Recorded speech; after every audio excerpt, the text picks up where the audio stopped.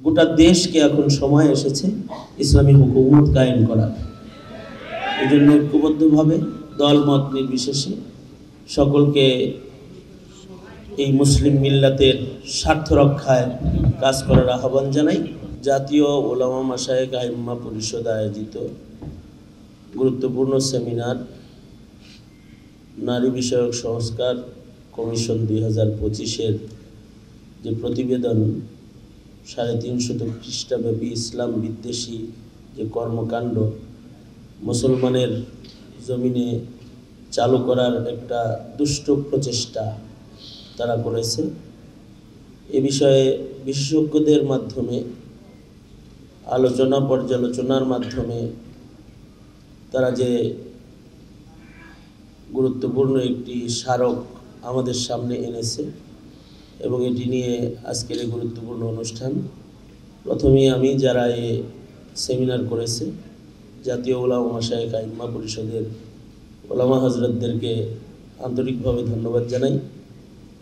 এখানে জাতীয় নেতৃবৃন্দ সকল দল থেকে উপস্থিত হয়েছেন এবং এই বিষয়ে এর ক্ষতি এবং আমাদের করণীয় এ বিষয়ে গুরুত্বপূর্ণ আলোচনা, লম্বা আলোচনা মাশায়েখিনরা করেছেন, বিশেষজ্ঞরা করেছেন। আমাকে আলোচনা করতে বলা হলেও আমি লম্বা কথা না বলে সংক্ষেপে যে কথাটা বলতে চাই সেটা হলো এই যে এই মুহূর্তে আমাদের করণীয় যেটা সেটার প্রতি বিশেষ গুরুত্ব দিতে হবে। কারণ এই দেশে যারাই আসে এরা হিন্দিসদের মদতপুষ্ট হয়ে বিভিন্ন কুকর্ম সম্পাদন যারা করে এদের কেউই এ পর্যন্ত সোজা আঙ্গুলে তাদেরকে শাসন করা যায় না। রক্তের প্রয়োজন হয়েছে, ত্যাগের প্রয়োজন হয়েছে। সম্মিলিতভাবে বৃহৎ ঐক্যের মাধ্যমে শুধু নারী সংস্কার কমিশনের এই বিষয়টার আন্দোলনই নয়, গোটা দেশকে এখন সময় এসেছে ইসলামী হুকুমত কায়েম করার।